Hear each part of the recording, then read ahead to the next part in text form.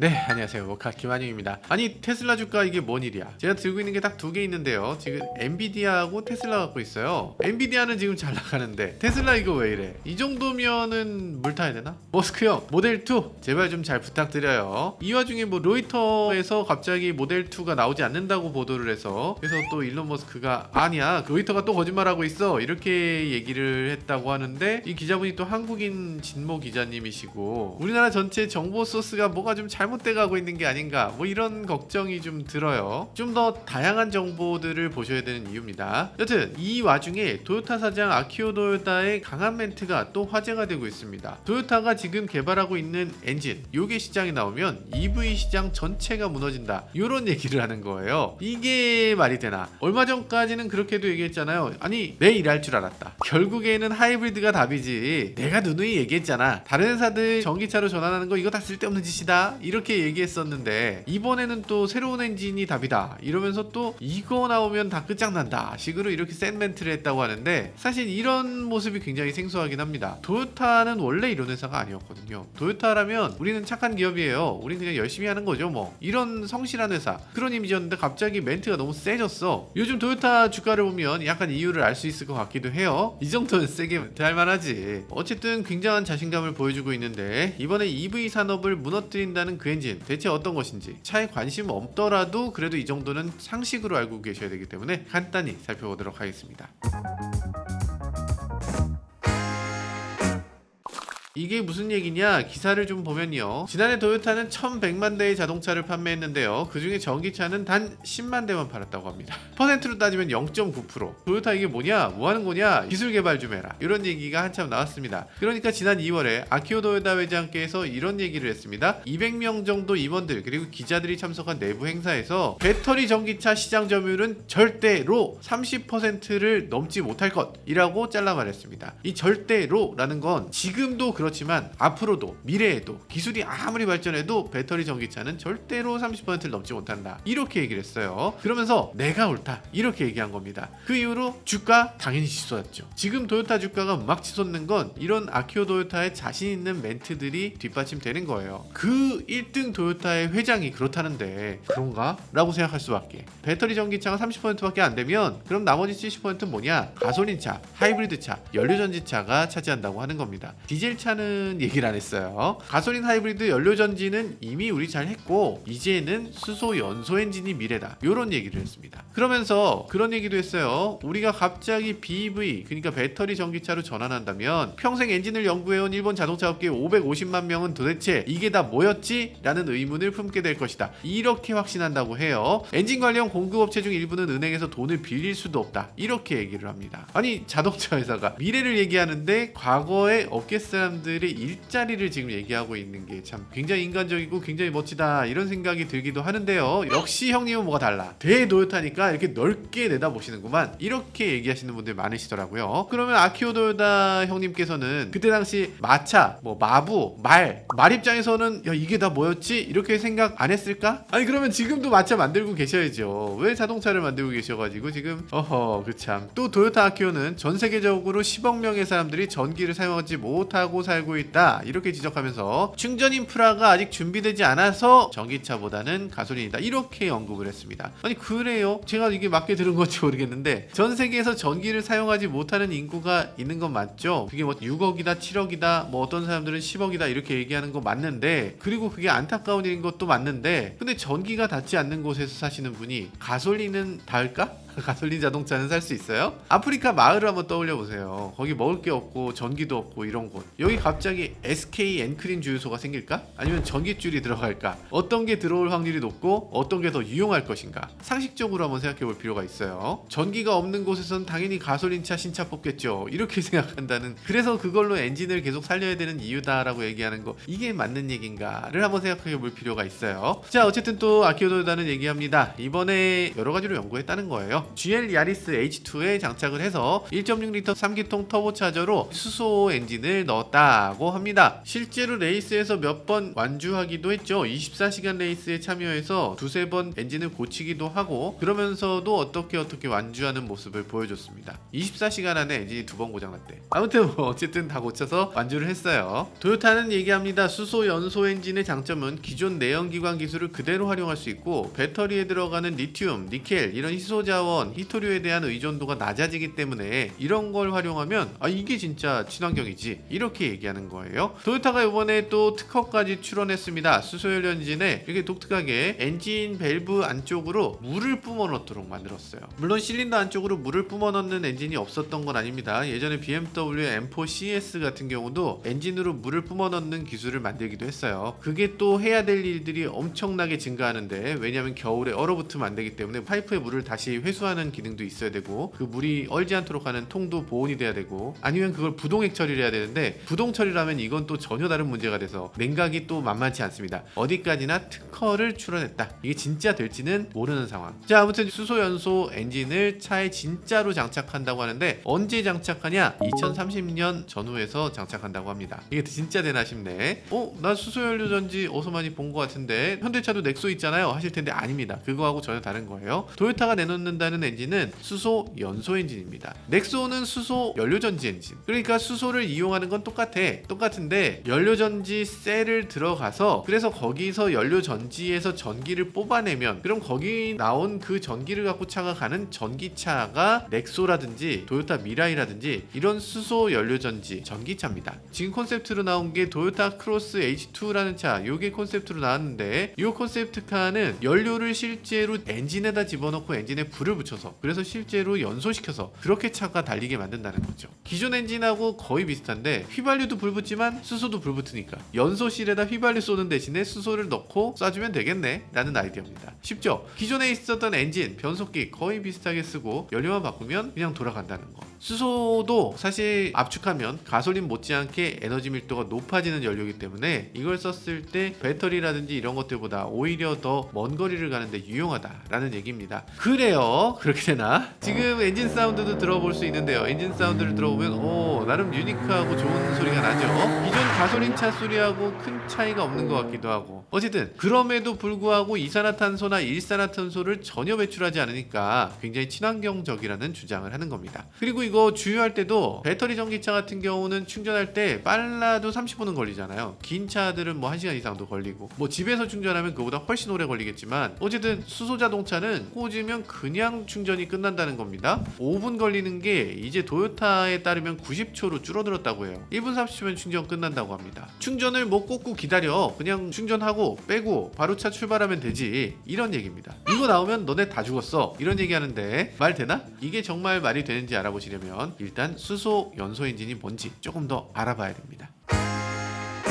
네, 저희가 항상 뒤에다 놔두고 있던 차가 있습니다. 이 차는 BMW죠. 이게 언제 차야? 2007년 이쯤이죠. 수소 연료 연소 엔진 지금 곧 만들어진다. 좀만 기다려라. 이렇게 얘기하지만 지금 처음 나왔습니까? 그렇지가 않습니다. BMW가 내놓은 요 차를 하이드로젠 7이라고 하는데 C 시리즈의 하이드로젠 엔진, 수소 연소 엔진을 넣은 차예요. 요 구멍에다가 수소를 집어넣는 겁니다. 그럼 뒤에 이렇게 트렁크 아래쪽으로 수소 탱크가 있었어요. 자동차 엔진도 이렇게 생긴 엔진에 여기서 수소를 태우는 그런 시스템을 갖추고 있었습니다. 이거 언제 나왔느냐? 2007년에 놓고 2008년에 국내에도 가져왔습니다. 그래서 저도 그때 시승했어요. 15년 전에. 정말 좋죠. 가솔린인가? 아닌가? 이런 느낌이 들면서 가솔린보다 오히려 나가는 느낌도 뭐 나쁘지 않고 진동이나 소음도 가솔린하고 거의 대등하고 구별이 안 돼요. 달리기 성능 좋았죠. 좀 무겁다는 차이 뭐 그런 것만 차이가 있었고 어쨌든 그럼에도 문제는 있었는데 큰 문제라고 할 수 있는데 수소가 셉니다. 왜냐면 수소는 주기율표의 1번이잖아요. 가장 작은 원소입니다. 옛날에 어린이 대공원 같은 데서 고무풍선 사갖고 집에 와보신 분 계신가요? 집에 와서 보면 이거 아무리 애지중지해도 다음날 되면은 풍선 바람이 다 빠져 있습니다. 그거 왜 가라앉아? 수소를 채우기 때문에 고무 풍선의 그 고무 분자 사이로 수소가 다 빠져나갑니다. 그걸 막을 수가 없어. 요즘은 헬륨 채우니까 그래도 좀 나은데 근데 보세요. 자동차 엔진 엔진이라는 건 어떻게 생겼습니까? 실린더가 있고 그 가운데 피스톤이 있잖아요. 그 피스톤이 이렇게 생겼는데 거기 보면 압축링, 오일링이 있죠. 그래서 이 피스톤이 위아래로 움직이면서 여기서 압축해서 폭발시키고 팽창하고 이렇게 되는 거잖아요. 가솔린은 여기서 압축을 하면 그냥 압축이 잘 되지. 근데 수소라면 압축을 했을 때 압축되는 거 일부, 그리고 그냥 이 압축링을 넘어가 버리는 게 상당수가 있습니다. 그러니까 연소실 안에서만 폭발해야 되는데 이걸 넘어가 버려요. 엔진 오일의 힘만으로 이걸 막는 거지, 이걸 정말 기미를 유지할 수 있는 방법은 없는 거야. 엔진 자체가 조금 허술하게 만들어져 있어요. 엔진 오일이 늘어났어요 이런 얘기 하잖아요. 가솔린이 엔진 오일로 조금씩 넘어가는 게 그냥 일상적이기 때문에 어쩔 수 없이 생기는 그 한계가 있는 건데, 수소라면 어마어마하게 내려갑니다. 연소실에 있는 거 반, 크랭크실에 있는 거 반이에요. 그래서 이게 관리가 안 되기 때문에, 그러니까 이 밑에서 빼주는 장치가 또 있어야 돼. 그리고 아까 그 수소가 고무를 뚫는다고 됐잖아요. 고무를 뚫으면 어떻게 돼? 도어 테두리에 있는 도어 실로도 막지 못합니다. 그리고 여기 보면 헤드와 그 밑에 있는 요 사이를 게스킷이라는 걸로 막게 되는데, 이 게스킷도 수소를 다 막아내지 못해요. 게스킷으로도 나옵니다. 그러면 그 수소는 어디로 가? 이 사이에 지금 벽이 있잖아요. 운전석과 이 엔진룸 사이에는 파이어월이라고 불리는 벽이 있는데 이 벽도 수소를 막지 못합니다. 그러다 보니까 실내로 들어올 수 있습니다. 엔진 냄새를 실내에서 맡기 어렵죠. 거의 안 느껴집니다. 근데 수소는 들어오는 거예요. 그럼 수소가 여기로 들어오면 어떻게 됩니까? 밖으로 빼줘야 됩니다. 다행히 수소는 일반 공기보다 가벼우니까 위쪽으로 뺄 수 있도록 이렇게 구멍을 만들어 놨어요. 천장에 구멍이 있어서 이 천장으로 수소를 뺄 수 있도록 해줘야 됩니다. 실내로 계속 수소가 들어오니까. 이게 정상적인 자동차인가? 수소 전체가 연소에 참여 못하고 일부는 새는 상황, 그걸 다 극복해야 되는 거지. 그리고 또 수많은 문제가 있죠. 연소실에 있던 수소가 밑으로 내려오면 그럼 윤활유에 수소가 섞이게 됩니다. 수소랑 윤활유가 섞이게 되면 이게 또 문제를 일으켜요. 야, 이게 도대체 어떻게 해야 되나? 토요타는 이걸 하기 위해서 윤활유가 없는 구조, 그래서 액체 수소 펌프를 이용해서 이 윤활유 없이 주행할 수 있는 그런 엔진을 만들었다고 하는데, 뭐 양산에서 이게 될지는 잘 모르겠어요. 어쨌든 현실적으로는 이게 만만치 않다. 이건 정말 엄청나게 어려운 일이다, 이런 생각이 들어요. 그리고 문제는 또 있습니다. 질소산화물이 나와요. 아까 말씀드렸다시피 수소 엔진은 이산화탄소를 배출하지 않습니다. 근데 내연기관이라는 특성에서는 질소산화물은 반드시 나와요. 어쩔 수 없이 뭘 태우든 질소산화물 나옵니다. 왜냐하면 우리가 지금 숨쉬는 이 공기, 대기는 대부분 뭘로 이루어져 있어요? 공기 대부분은 질소입니다. 78%가 질소예요. 산소는 공기 중에 21%밖에 안 돼요. 그러니까 대부분 질소이기 때문에 만약에 수소를 태우든 가솔린에 있는 탄소를 태우든 뭘 태우든 간에 공기에 산소만 들어와서 산소만 딱 결합하고 나가면 좋은데, 실제로는 질소가 훨씬 많기 때문에 온도가 높아지면 높아질수록 질소가 어거지로 어떻게든 달라붙게 됩니다. 그래서 이 연소 온도를 계속 낮춰줘야 되는데, 디젤 엔진 같은 경우는 이 연소 온도를 낮추기 위해서 EGR이라는 방식을 씁니다. EGR은 뭐냐면 배기가스를 다시 한번 재순환시킨다는 거예요. 그래서 배기가스를 다시 불러와서 이 연소실의 온도를 낮춰야 되는 건데, 요걸 안 하면은 질소산화물이 나와. 근데 수소는 어떻게 해요? 수소는 배기가스가 없잖아. 그러니까 이걸 다시 불러올 수 있는 것도 없고 하기 때문에 수소연소 엔진을 만들어 봤을 때 요걸 생각할 수밖에 없었을 거예요. 질소산화물이 나오네. 이걸 어떻게 해결하나? 토요타는 여기다가 물을 뿜는 방식을 채택했습니다. 물을 뿜지 않으면 온도가 올라가서 질소산화물이 나오니까. 지금 수소연소 엔진에다가 물을 뿜어야 된다, 이런 특허를 토요타가 만든 게 발표가 됐는데, 그러고 나니까 와전되는 내용들도 있습니다. 어떤 해외 유튜브 보니까 토요타가 물로 가는 엔진을 만들었다, 이렇게 되는 채널도 있던데, 사실 그건 진짜 잘못된 생각이고요. 토요타든 뭐든 간에 물로 가는 엔진을 만들었다 이러면은 그건 사기라고 보시면 됩니다. 정말 수많은 사람들이 주장했고 수많은 사람들이 투자했다가 뭐 큰일 나고 했는데, 물로 가는 엔진은 그냥 사기다. 자, 그래서 물을 뿜어 넣는 거 요게 답이냐? 아직은 글쎄요. 물 뿜는 건 기술적으로 해야 될 일이 너무 많아서 질소산화물을 일단 나오게 하고 그걸 SCR이라든지 이런 것들을 이용해서 좀 줄이자, 이런 식의 후처리 시스템을 붙이는 방향이 더 현실적이지 않냐는 얘기들을 합니다. SCR이라는 건 뭐예요? 디젤 엔진처럼 요소수를 차에 넣어야 된다는 얘기죠. 아니, 수소로 가는 친환경 엔진이라면서 갑자기 요소수도 넣어야 되고 뭣도 해야 되고 물도 집어넣어야 된다고. 자, 그러면 생각을 해볼 필요가 있습니다. 지금 네가 뭘 한다고 그래? 아키오 도요타 사장이 훨씬 더 훌륭한 사람인데 어떻게 알아 네가? 라고 생각하실 것 같아서, 사실 저도 잘 모르죠. 잘 모르는데 미래에 어떤 모빌리티는 잘 되고 어떤 건 안 되는지 저는 이렇게 판단합니다. 그러니까 원시 시대 때부터 지금까지 이어오는 인간의 특성은 변하지 않았어요. 똑같습니다. 근원적인 원리가 있어요. 바로 효율성. 인간은 언제나 효율성을 추구해 왔어요. 원시 시대 때 어떻게 했겠어요? 도구가 어딨어? 처음에 그냥 뭐 물건 들어왔고 옮겼겠지. 근데 좀 더 지나서 어떻게 했겠어요? 모르겠어요. 이런 썰매 같은 거에다가 물건 넣고 끌었을 거잖아. 이게 들고 가는 것보다 훨씬 쉬우니까. 누군가는 바퀴를 만들어서 붙였을 거잖아요. 만화 프린스톤 같은 거 보셨어요? 이렇게 돌바퀴. 물론 이건 실제로 존재하진 않지. 원시 시대 때는 바퀴가 없었을 텐데 실제 수레바퀴는 이런 식으로 생겼습니다. 나무판을 가져와서 나무판을 이렇게 붙여요. 그래서 그 가장자리를 철로 이렇게 묶습니다. 묶는 걸 뭐라고 해요? 타이라고 하죠. 나무들을 타이에서 딱 묶은 거예요. 철로 묶은 그거를 뭐라고 합니까? 타이했으니까 타이어라고 하는 거죠. 이게 타이어예요. 지금은 고무 타이어지만 누구는 이런 바퀴를 써서 끌고 왔을 거고 누구는 그냥 판에다 난 끌 거야 이런 사람들이 있었을 테지만 그러다가 바퀴가 이긴 겁니다. 바퀴가 있는 게 힘이 훨씬 덜 드니까. 당연히 그거 처음엔 사람이 끌었겠죠. 그러다가 어느 순간 말이 끄는 형태가 됐을 겁니다. 왜냐하면 말이 끌고 말을 채찍질하는 게 사람이 직접 끄는 것보다 힘이 덜 드니까. 가솔린 자동차도 그래요. 가솔린 자동차 우리가 처음이라고 생각하기 쉽지만 사실 가솔린 차보다 먼저 나온 건 스팀 자동차입니다. 이렇게 생긴 버스도 있었어요. 박물관에만 있는 게 아니고 정말 일상적으로 그 당시 사람들은 그냥 다 탈 수 있었던 물건인 거예요. 최초의 가솔린 차 혹시 보셨어요? 칼벤츠의 페이턴트 바겐 이런 거 타보시면 정말 미쳤어요. 엄청 시끄럽습니다.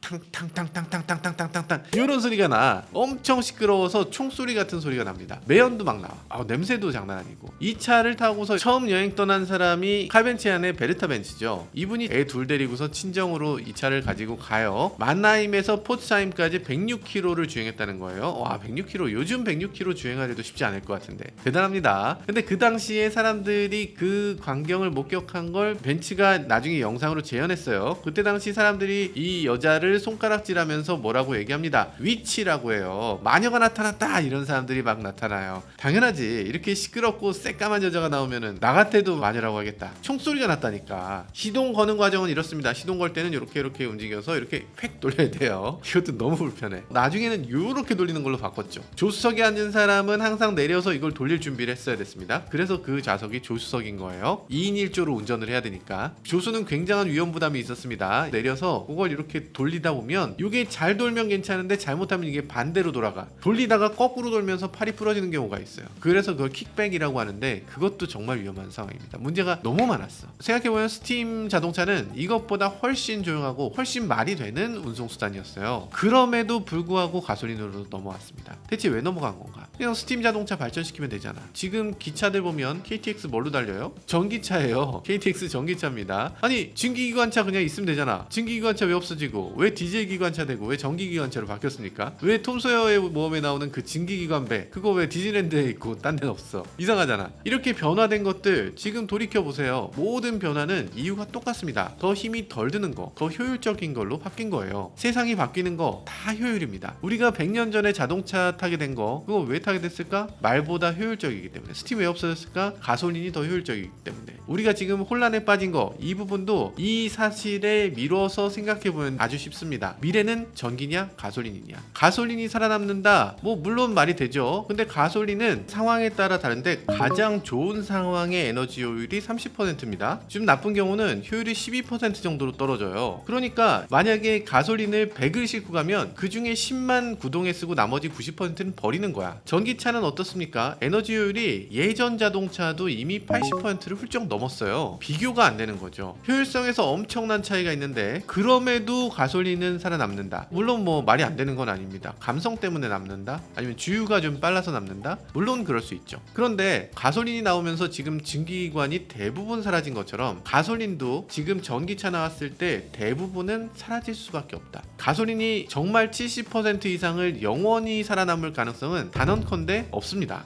효율이 떨어지는 기관이 어떻게 살아남을 수가 있어요? 당연히 불가능하죠. 전기차 당연히 문제가 많죠. 처음에 굉장히 곤란한 일들이 있겠지만 시대의 흐름은 결국에 효율성을 중시하게 되고 결국엔 전기차로 갈 수밖에 없습니다. 그러니까 얘기하는 거죠. 그 가솔린의 문제는 저도 알고 있고요. 수소연료 연소 엔진으로 갑니다. 이 얘기를 한 건데 그럼 수소연료 연소 엔진은 남는가? 그것도 역시 불가능합니다. 수소연료 연소 엔진 가솔린보다 효율이 더 떨어져요. 아까 말씀드렸잖아요. 여기저기서 새고 여기저기서 흘리고 이렇기 때문에 수소연료 연소 엔진은 가솔린보다 효율이 더 떨어집니다. 물론 영원히 남을 수 있는 엔진이 될 수는 있어요. 그러니까 이산화탄소 이산화탄소를 계속 규제했을 때 그럼에도 어쨌든 자동차는 돌리고 싶어. 어쨌든 난 엔진이 작동되는 그런 원리를 너무 좋아해. 이런 사람들을 위한 사치스러운 장난감? 그런 장난감이라면 그러면 수소연소 엔진도 당연히 있을 수 있고, 그리고 이산화탄소를 거꾸로 포집해서 전기를 더 써서 만드는 이퓨얼이라는 뭐 그런 방식도 미래에 재미있는 탈 것으로는 충분히 가능하겠죠. 근데 그건 어디까지나 재미를 추구하는 거지 일반적인 교통수단으로 퍼져나가는 데는 한계가 있는 거죠. 지금 인간 세계에서는 무조건적으로 효율을 추구하지 효율에 반대되는 방향으로 가서 그게 대중화되는 일은 단 하나도 없습니다. 그럼 지금 아키오 도요타는 거짓말을 하고 있나? 사실 그렇게 생각되진 않고 아마 크게 착각하고 있는 것 같아요. 친환경이라고 해서 우리가 가야 될 이 목표를 마치 억지로 해야 되는 숙제 같은 걸로 보고 있는 겁니다. 사실 전기차를 바라볼 때 이건 친환경이 문제가 아니죠. 우리 인류는 지금 전기라는 에너지를 굉장히 잘 다룰 수 있도록 엄청나게 발전했습니다. 그 기술 발전 속도가 엄청나요. 10년 전에 우리나라 유일한 전기차가 하나 있었는데 그때 나온 차가 레이 EV입니다. 이렇게 생겼어요. 가격은 4,500만원, 68마력입니다. 주행거리는 91km. 지금 레이 EV는 87마력입니다. 주행거리는 205km. 가격은 2,700만원. 비교가 안 되죠. 말하자면 연비는 2배 넘게 뛰고 가격은 절반이 된 거예요. 도요타 프리우스 10년 전에 어떻게 나왔어요? 연비 29.3km/L였습니다. 지금 전기차의 발전 속도면 프리우스는 지금 연비가 50km/L가 됐어야 되는데 지금 프리우스 연비는 19.4km/L입니다. 국가별로 여러 가지 제약이 생기고 연비 측정 규정도 바뀌면서 오히려 연비가 30% 이상 급락하는 그런 모습을 보여줍니다. 그러니까 내연기관, 하이브리드 이게 미래라고 얘기하지만 지난 10년, 20년 동안 기술 발전이 하나도 일어나지 않았어요. 그냥 멈췄다. 20년 동안 멈춰있는 기술이 뭐가 있어? 20년 전에 여러분들을 한번 생각해보세요. 2004년에 여러분들 핸드폰 뭐 썼어? 애니콜 이거 썼잖아요. 지금 여러분들 이거 씁니까? 갤럭시 S24, 아이폰 15 프로 이런 거 들고 다니시잖아요. 20년 전엔 차키 꽂아 돌렸어. 지금은 어떻게 됩니까? 차키 자체가 없어졌잖아요. 요즘 현대인들은 스마트폰 가지고 가서 가까이 가면 이렇게 차문 자동으로 열리고 시동도 걸리고 문도 자동으로 닫아주고 이런 거 됩니다. 뭐 난리 나요. 도요타의 지금 움직임들을 보면 진짜 귀 막고 눈 감고 이러고 있는 것 같아요. 그냥 아무리 그렇게 눈을 가려도 세상은 변하는 거죠.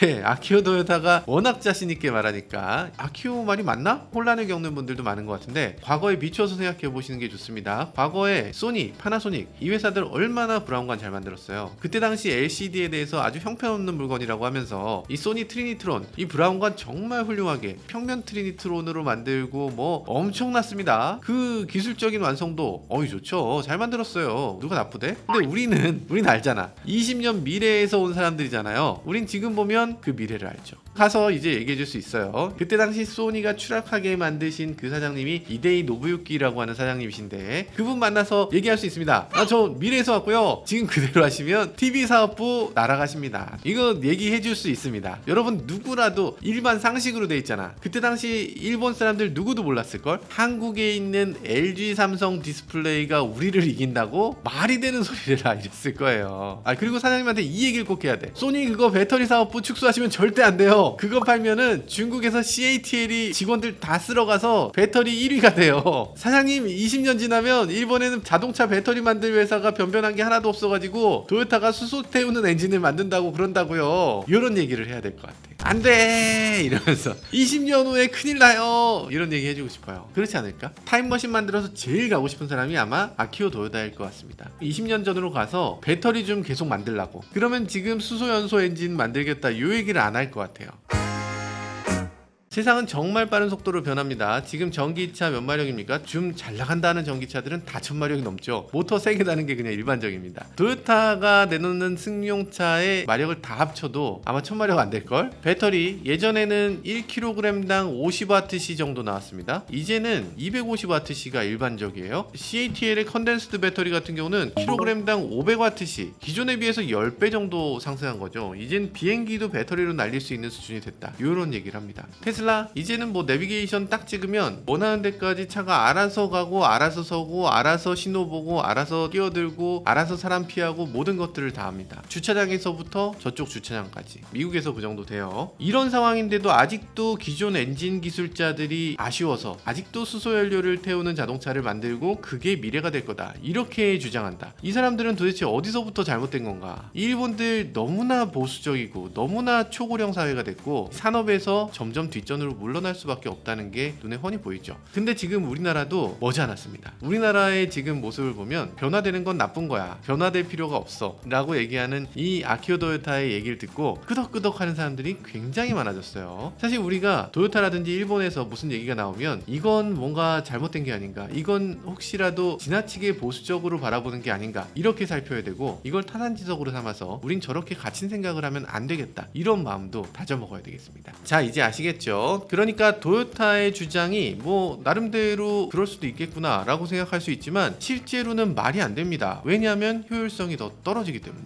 언제나 세상은 효율성을 중시하는 방향으로 갈 수밖에 없기 때문에. 지금 도요타의 수소 연소 엔진 그리고 가솔린이 영원할 거다, 이 주장, 이것들이 말이 안 되는 것처럼 앞으로 나오는 것들도 이게 더 효율적인가 덜 효율적인가를 대입해보면 아마 이런 사소한 말들에 현혹되지 않을 수 있을 겁니다. 물론 아키오 도요타 사장도 이것에 대해서 사람들이 이렇게까지 맹신해 줄 거라고 생각하진 않았을 것 같아요. 그냥 어쩔 수 없는 상황이니까, 아니 배터리 전기차 없는데 어떻게, 세계 자동차 시장에서 전기차 비율이 15%가 넘어가는 상황에서 도요타는 겨우 1%도 못 만들어내고 있잖아요. 이런 상황에서 방어적으로 한 얘기를 언론에서 너무 진지하게 받아주는 게 아닌가, 이런 생각이 들기도 합니다. 지금까지 저는 모카 김한용이었습니다. 감사합니다.